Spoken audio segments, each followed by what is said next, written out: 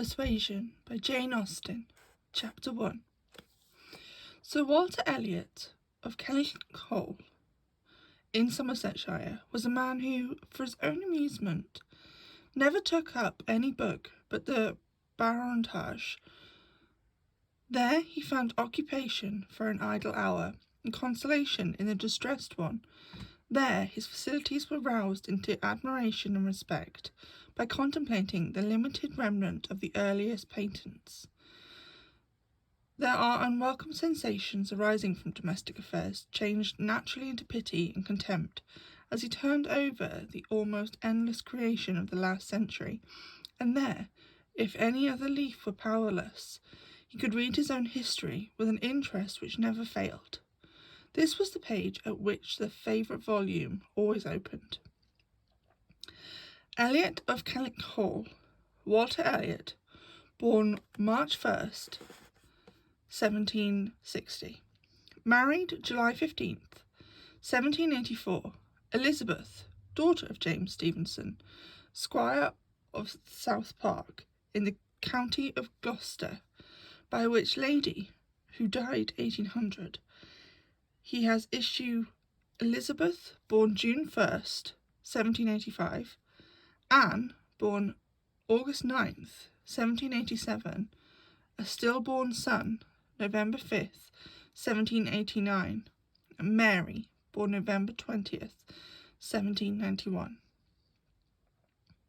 Precisely such had the paragraph originally stood from the printer's hands, but Sir William had improved it by adding, for the information of himself and his family, these words after the date of Mary's birth: married December 16th, 1810, Charles, son and heir of Charles Musgrove, a squire of Uppercross in the county of Somerset, and by inserting most accurately the day of the month on which he had lost his wife. Then followed the history and rise of the ancient and respectable family in the usual terms, how it had been first settled in Cheshire, how mentioned in Dugdale, serving the office of High Sheriff, representing a borough in 3 successive parliaments, exertions of loyalty and dignity of baronet, in the first year of Charles II, with all the Marys and Elizabeths they had married, forming altogether 2 handsome 12mo pages, and concluding with arms and motto. Principal seat, Kellinghall in the county of Somerset, and Sir Walter's handwriting again in this finale. Heir presumptive, William Walter Elliot, Esquire, great-grandson of the second Sir Walter. Vanity was the beginning and the end of Sir Walter Elliot's character. Vanity of person and of situation. He had been remarkably handsome in his youth, and at 54 was still a very fine man. Few women could think more of their personal appearance than he did, nor could the valet of any new male lord be more delighted with the place he held in society. He considered the blessing of beauty as inferior only to the blessing of the baronetcy, and the Sir Walter Elliot who united these gifts was the constant object of his warmest respect and devotion. His good looks and his rank had one fair claim on his attachment, since to them he must have owed a wife of very superior character to anything deserved by his own. Lady Elliot had been an excellent woman, sensible and amiable, whose judgment and conduct, if they might be pardoned the youthful infatuation which made her, Lady Elliot, had never required indulgence afterwards. She had humoured or softened or concealed his failings, and promoted his real respectability for 17 years, and though not the very happiest being in the world herself, had found enough in her duties, her friends and her children, to attach her to life and make it no matter of indifference to her when she was called on to quit them. 3 girls, the 2 eldest, 16 and 14, was an awful legacy for a mother to bequeath, an awful charge, rather, to confine to the authority and guidance of a conceited, silly father. She had, however, one very intimate friend, a sensible, deserving woman, who had been brought by strong attachment to herself, to settle close by, in the village of Kelling, and on her kindness and advice, Lady Elliot mainly relied for the best help and maintenance on the good principles and instructions which she had been anxiously giving her daughters. This friend and Sir Walter did not marry, whatever might have been anticipated, on the head by their acquaintance. 13 years had passed since Lady Elliot's death, and they were still near neighbours and intimate friends, and one remained a widow, and one a widower. That Lady Russell, of steady age and character and extremely well provided for, should have no thought of a second marriage, needs to apology to the public, which is rather apt to be unreasonably discontent when a woman does marry again, than what she does not. But Sir Walter's continuing in singleness requires explanation. Be it known then that Sir Walter, like a good father, having met with one or two private disappointments in a very unreasonable applications, prided himself on remaining single for his dear daughter's sake. For one daughter, his eldest, he would really have given up anything, which he had not been very tempted to do. Elizabeth had succeeded, at 16, to all that was possible of her mother's rights and consequences. Being very handsome and very like himself, her influence had always been great, and they had gone on together most happily. His two other children were of very inferior value. Mary had acquired a little artificial importance by becoming Mrs. Charles Musgrove, but Anne, with an elegance of mind and sweetness of character, which must have placed her high with any people of real understanding, was nobody with either father or sister. Her word had no weight. Her convenience was always to give way. She was only Anne. To Lady Russell, indeed, she was a most dear and highly valued goddaughter, favourite and friend. Lady Russell loved them all, but it was only Anne that she could fancy the mother to revive again. A few years before, Anne Elliot had been a very pretty girl, but her bloom had vanished early, and even in its height her father had found little to admire in her. So totally different were her delicate features and mild dark eyes from his own. There could be nothing in them now that she had faded and thinned to excite his esteem. He had never indulged much hope. He had now none of ever reading her name in any other page of his favourite work. All equality of alliance must rest with Elizabeth, for Mary had merely connected herself with an old country family of respectability and large fortune, and had therefore given all the honour and received none. Elizabeth would one day or another marry suitably. It sometimes happens that a woman is handsomer at 29 than she was 10 years before. And generally speaking, if there has been neither ill health nor anxiety, it is a time of life at which scarcely any charm is lost. It was so with Elizabeth, still the same handsome Miss Elliot that she had begun to be 13 years ago, and Sir Walter might be excused, therefore, in forgetting her age, or at least she deemed only half a fool for thinking herself and Elizabeth as blooming as ever, amidst the wreck of good looks for everyone else, for he could plainly see how old all the rest of the family and acquaintance were growing. Anne haggard, Mary coarse, every face in the neighbourhood worsting, and the rapid increase of the crow's foot about Lady Russell's temples had long been a distress to him. Elizabeth did not quite equal her father in personal contentment. 13 years had seen her mistress of Kellynch Hall, presiding and directing with a self-possession and decision which could never have given the idea of being younger than she was. For 13 years she had been doing the honours and laying down the domestic law at home, and leading the way to the chaise and four, and walking immediately after Lady Russell out of the drawing-rooms and dining-rooms in the country. 13 winters, revolving frosts, had seen her opening every ball of credit with the scanty neighbourhood afforded, and 13 springs shewn their bosom, as she travelled up to London with her father for a few weeks' annual enjoyment of the great world. She had the remembrance of all of this. She had the consciousness of being 29 to give her some regrets and some apprehensions. She was fully satisfied of being still quite as handsome as ever, and she felt her approach to the years of danger, and would have rejoiced to the certain of being properly societed by baronet blood within the next 12 months or 2.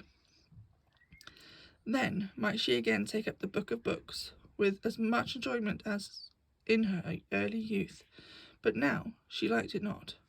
Always to be presented with the date of her own birth, and see no marriage follow, but that of a younger sister, made the book an evil, and more than once, when her father had left it open on the table near her, had she closed it with averted eyes, and pushed it away. She had had a disappointment, moreover, which that book, and especially the history of her own family, must ever present the remembrance of. The heir presumptive, the very William Walter Elliot, Esquire, whose right had been so generously supported by her father, had disappointed her.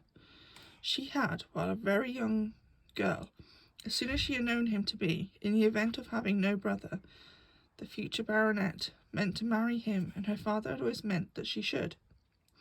He had not been known to them as a boy, but soon after Lady Elliot's death, Sir Walter had sought the acquaintance, and thought his overtures had not been met with any warmth. He had persevered in seeking it, making allowance for the modest drawing back of youth, and in one of their spring excursions to London, when Elizabeth was first in bloom, Mr. Elliot had been forced into the introduction. He was at that time a very young man, just engaged in the study of law, and Elizabeth found him extremely agreeable, and every plan in his favour was confirmed. He was invited to Kellynch Hall. He was talked of and expected all the rest of the year, but he never came. The following spring he was seen again in town, found equally agreeable, again encouraged, invited, and expected, and again he did not come. And the next tidings were that he was married. Instead of pushing his fortune in the line marked out for the heir of the house of Elliot, he had purchased independence by uniting himself with a rich woman of inferior birth. Sir Walter had resented it. As the head of the house, he felt that he ought to be consulted, especially after taking the young man so publicly by the hand. For they must have been seen together, he observed, once at Tattersall's, and twice in the lobby of the House of Commons. His disapprobation was expressed, but apparently very little regarded. Mr. Elliot had attempted no apology, and shewn himself as unsolicitous of being longer noticed by the family as Sir Walter considered him unworthy of it. All acquaintance between them had ceased. This very awkward history of Mr. Elliot was still, after an interval of several years, felt with anger by Elizabeth, who would like the man for himself, and still more for being her father's heir, whose strong family pride could only see in him a proper match for Sir Walter Elliot's eldest daughter. There was not a baronet from A to Z whom her feelings could have been so willingly acknowledged as an equal, yet so miserably that he conducted himself, that though she was at his present time, the summer of 1814, wearing black ribbon for his wife, she could not admit to him to be worth thinking of again. The disgrace of his first marriage might perhaps, as there was no reason to suppose it perpetuated by offspring, have been got over, had he not done worse, but he had, as by the customary intervention of kind friends they had been informed, spoken most disrespectfully of them all, most slightingly and contemptuously of the very blood he belonged to, and the honours which were hereafter to be his own. This could not be pardoned. Such were Elizabeth Elliot's sentiments and sensations, such the cares to alloy, the agitations to vary, and the sameness and elegance, the prosperity and the nothingness of her scene of life, such the feelings to give interest to a long uneventful residence in one country circle, to fill the vacancies which there were no habits of utility abroad, no talents or accomplishments for home to occupy. But now another occupation and solicitude of mind was beginning to be added to these. Her father was growing distressed for money. She knew that, when he now took up the baronetage, it was to drive the heavy bills of his tradespeople and the unwelcome hints of Mr. Shepherd, his agents, from his thoughts. The Kellynch property was good, but not equal to Sir Walter's apprehension of the state required in his processor. While Lady Elliot lived, there had been method, moderation, and economy, which had just kept him within his income, but with her had died all such right-mindedness, and from that period he had been constantly exceeding it. It has not been possible for him to spend less. He had done nothing but what Sir Walter Elliot was imperiously called on to do, but blameless as he was not only growing dreadfully in debt, but was hearing it so often that it became vain to attempt concealing it any longer, even partially from his daughter. He had given some hints in the last spring in town. He had gone so far as to even say, "Can we retrench? Does it occur to you that there is one article in which we can retrench?" And Elizabeth, to do her justice, had, in the first ardour of female alarm, set seriously to think of what could be done, and had finally proposed these two branches of economy: to cut off some unnecessary charities, and to refrain from new furnishings in the drawing-room, to which expedients she afterwards added the happy thought of taking no present down to Anne, as had been the usual yearly custom.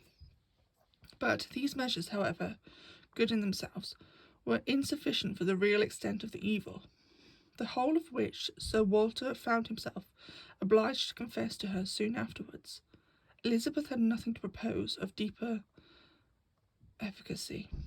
She felt herself ill-used and unfortunate, as did her father, and they were neither of them able to devise any means of lessening their expenses without compromising their dignity or relinquishing their comforts in a way not to be borne.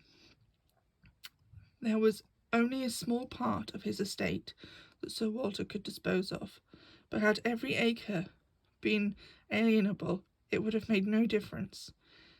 He had condescended to mortgage as far as he had the power, but he would never condescend to sell.